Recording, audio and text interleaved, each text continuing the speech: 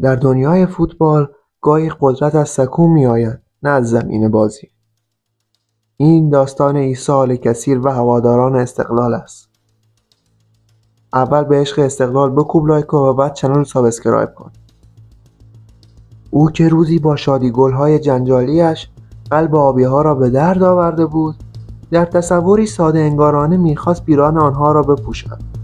اما فراموش کرده بود که در این باشگاه هوادار تنها یک تماشاگر نیست، بلکه نیروی محرک، حافظه تاریخی و حتی قاضی نهایی است.